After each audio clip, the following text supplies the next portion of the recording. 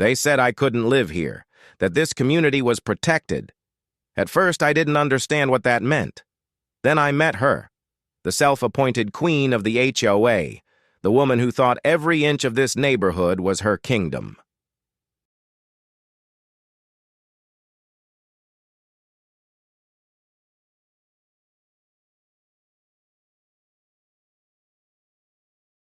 The day I moved into my new home, a peaceful property just outside their boundary line, she stood on my driveway like she owned it. Her words still echo in my head. "You can't just live here without our approval. We'll seize you by—" I'd been saving for years, working overtime shifts, fixing up old cars, living below my means. When I finally found a small but beautiful home, just outside the local HOA boundary, it felt like freedom. No monthly dues. No nosy committees. No one telling me what color my fence could be. But peace never lasts long when control is nearby.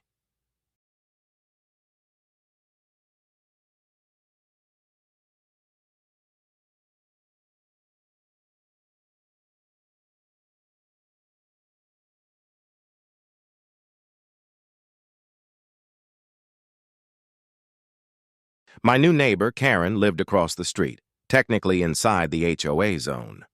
Her yard was a shrine to perfection.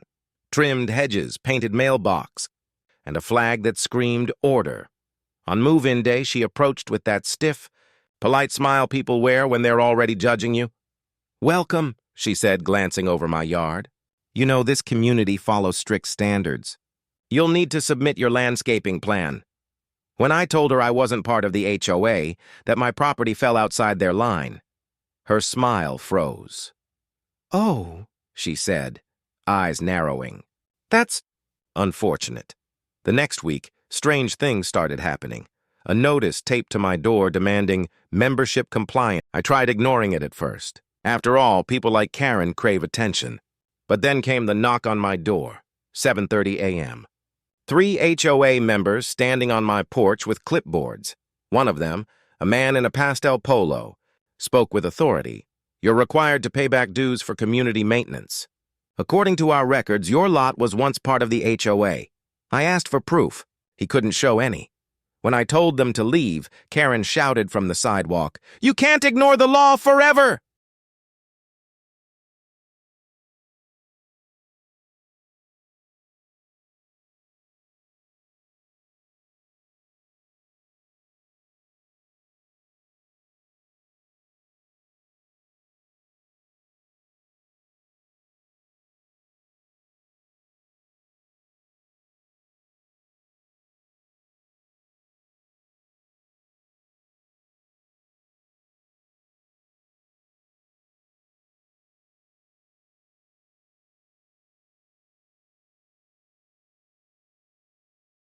I started documenting everything, every message, every encounter, every act of vandalism.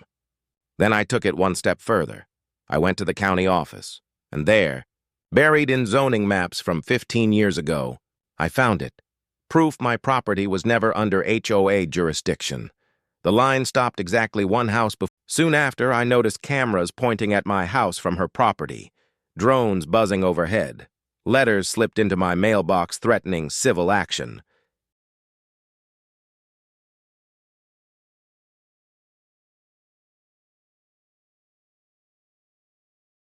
Soon after, I noticed cameras pointing at my house from her property, drones buzzing overhead, and then the final straw. A letter stamped with a fake legal seal claiming the HOA would seize my property by force. I'd had enough. So I did what any rational homeowner would do. I called the sheriff. A week later, I came home to find Karen standing in my yard, clipboard in hand, 2 men behind her. She was yelling into a phone, saying something about property seizure orders. That's when I turned on my phone camera and started recording. Her voice shook with rage. "You can't hide behind paperwork. This neighborhood has rules." I calmly told her to leave my property 3 times. When she refused, I called the police. The entire confrontation was caught on video. When the police told her she had no legal authority, that she was trespassing, something broke inside her. She screamed at the officers. She accused them of corruption, And when they finally escorted her off my lawn, I felt this strange mix of relief and sadness. She'd lost more than control. She'd lost her mask.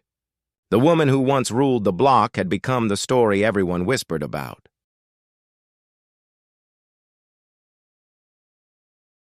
The county sheriff's office confirmed everything. Her fake letters, her trespassing, her harassment, all documented. She was fined, ordered to stay away, and suddenly, the same neighbors who once looked away started waving, talking, even apologizing. Funny how fear works. People only speak up after the bully falls.